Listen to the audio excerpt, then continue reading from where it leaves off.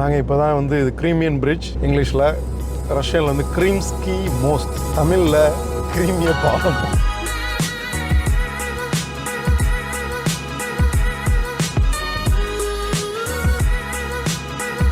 பாருங்க மேப்பை. இப்போ நம்ம இந்த பாலத்தான் தண்ணி போயிட்டுருக்கோம். இதுதான் வந்து கிரீமியா, இது வந்து ரஷ்யா. ஓகே, இது ரெண்டையும் இணைக்குது. நாங்கள் இங்கே தான் போயிட்டு வந்தோம், சிம்ஃப்ரோபோல். இவ்வளோ தூரம் இந்த பாலம் தாண்டி இவ்வளோ தூரம் போயிட்டு வந்தோம். இது பாருங்கள், இப்போ ரஷ்யா. இதுதான் ரஸ்தோ. இங்கே இருக்குது ரஸ்தோ.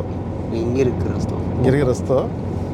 இங்கே இந்த இடத்துக்கு வராந்தா இப்படி கூட ரோடு இருக்குது, சுற்றிட்டு வரலாம் அப்படி.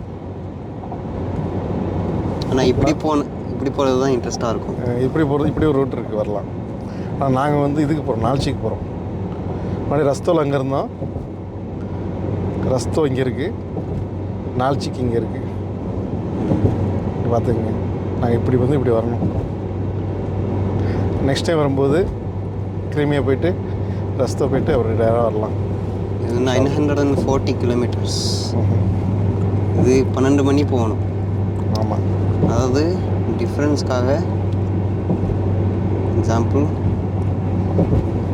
இந்தியாவும் அதுவும் இந்த டிஸ்டன்ஸ் டிஃப்ரென்ஸ் 1000 கிலோமீட்டர். ஆமாம். பிரிட்ஜெலாம் வந்து செக் பண்ணி தான் உள்ளே விடுவாங்க எல்லா காரையும். நம்ம காரையும் செக்கிங் போட்டுருக்காங்க. அப்படியே ஃபோக்கஸ் பண்ணி காட்டி செக் பண்ணுறாங்க.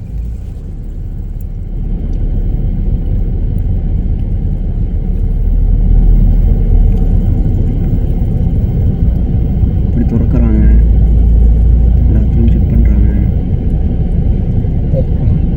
ஆமாம், எல்லாம் செக்கிங் முடிஞ்சதுக்கப்புறம் இந்த கார்டு ஒன்று கொடுப்பாங்க. கார்டை பார்த்துங்க.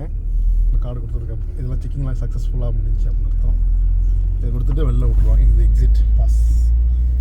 Okay, yes yes sir. சூப்பராக இருந்துச்சு. நல்லா மதிச்சாங்க, ஃபஸ்ட்டு ரெஸ்பெக்ட் பண்ணாங்க, மரியாதையாக உபசரித்தாங்க, அழகாக செக் பண்ணாங்க, எந்த வித டிஸ்டர்பன்ஸ் இல்லாமல் பொறுமையாக ஒவ்வொரு திங்ஸையும் செக் பண்ணாங்க. செக் பண்ணிட்டு போட்டாங்க. நாங்கள் இப்போ தான் வந்து இது கிரீமியன் பிரிட்ஜ், இங்கிலீஷில், ரஷ்யனில் வந்து கிரீம்ஸ்கி மோஸ்ட், தமிழில் கிரீமிய பாலம்.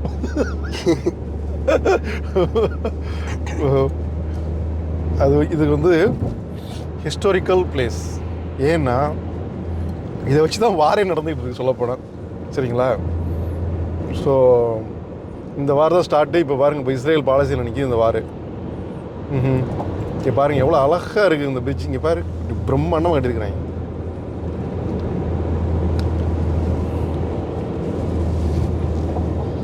எல்லாம் இவ்வளோ வேகமாக எதுக்கு போகிறாங்கன்னு தெரியல. அழகாக மெதுவாக பார்த்து ரசிச்சுட்டு போகலாம். இங்கே பேர் ஆசிரியர் சூப்பராக இருக்கும். தேங்க்ஸ் கம்மி.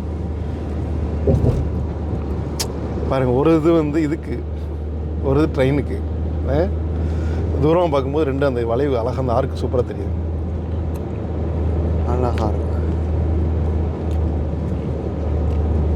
கப்பல்லாம் இருக்குல்ல, கப்பல் தெரியுது பாருங்க. கப்பல் இங்கே இருக்கு. இந்த பிளாக் சீயோட சிறப்பு என்னென்னா, இங்கே வந்து மண் இருக்காது. இந்த இந்த சீல வந்து கடலில் மண் இருக்காது, கூழாங்கல் மாதிரி தான் இருக்கும் பீச்சு ஃபுல்லாக. சம்மர்லாம் ரொம்ப கடுப்பாக இருக்கும், காலெலாம் வைக்க முடியாது, அவ்வளோ சூடாக இருக்கும். ஒரு தடவை நாங்கள் வந்து வரும்போது அந்த கல்லில் நாங்கள் வந்து மீன் சொட்டி தின்றோம். அந்தளவுக்கு ஹீட்டாக இருந்துச்சு அந்த கல்.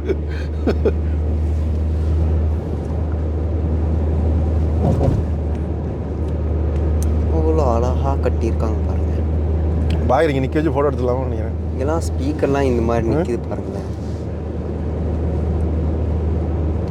அது எமர்ஜென்சிக்காக போல. எடு நல்லா எடு. நிறைய கேமராலாம் நிற்கிது. பொறுமையாக நான் கேமரா பா.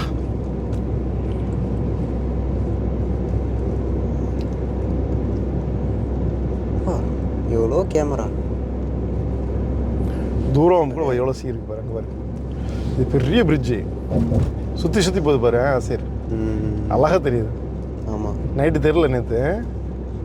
இப்போ இறங்க போகிறோம் நம்ம. அங்கே போகிறோம். இது அசோவ்ஸ்கா மோரியா இந்த சைடு? அசோவ்ஸ்கி மோரி கலந்து பிளாக் சி ஆயிடுச்சு, ஃபுல்லாக பிளாக் சி. அசோவ்ஸ்கி மோரி அங்கே இதாகும், தகன் ரோக்.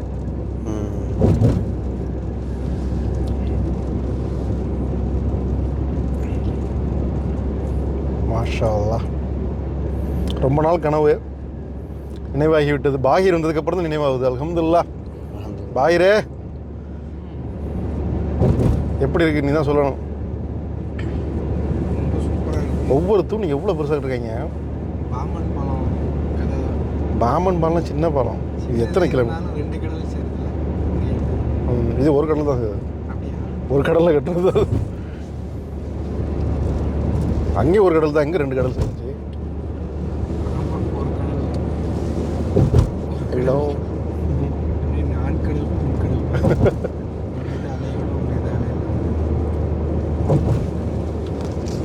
சூரியன் நம்ம காலைல வரும்போது சூரியன் உதயமாக இருந்துச்சு. இப்போ வந்து அஸ்தமனம்.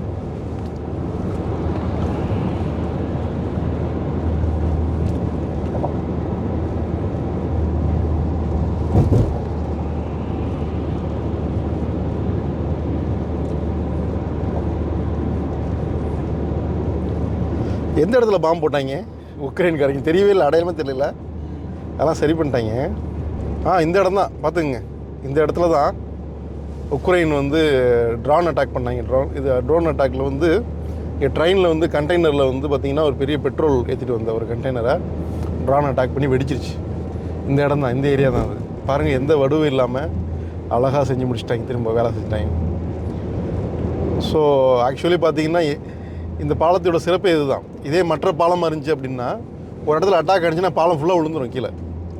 இது அந்த இடத்துல மட்டும்தான் டேமேஜ் ஆகி மறுபடியும் ஈஸியாக வேலை பார்த்துடலாம். அது இதான் இந்த பாலத்தோட சிறப்பு. புரியுதா பாயிரே? அதனால் எத்தனை இடம் அட்டாக் வாங்கலாம், ஒன்றும் பிரச்சனை கிடையாது. இந்த ரோட்டில் தான் வந்து புத்தின் ஓட்டினார் வண்டி. இப்போ நம்ம ஓட்டிகிட்ருக்கோம். இப்போ ட்ரெயின் போனுச்சுன்னா நல்லாயிருக்கும்.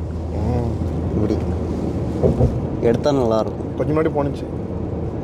இந்த பாலம் இல்லாட்டி ரஷ்யாவையும் கிரீமியாவும் இணைக்கிறது வந்து எப்படின்னா ரஸ்தோ வழியாக அப்படியே ஒரு ஓரமாக வரணும், உக்ரைன் வழியாக அந்த ரோட்டில். அது ரொம்ப சுத்து. இது ரொம்ப ஈஸி. இந்த பாலம் போட்டதுக்கப்புறம் மணி 5 மணி கூட ஆகல. 5 மணி ஆகுது, இருட்டிடுச்சு. அதுக்குள்ளே லைட் போட ஆரம்பிச்சிட்டாங்க. இந்த மாதிரி தான் ரஷ்யாவில்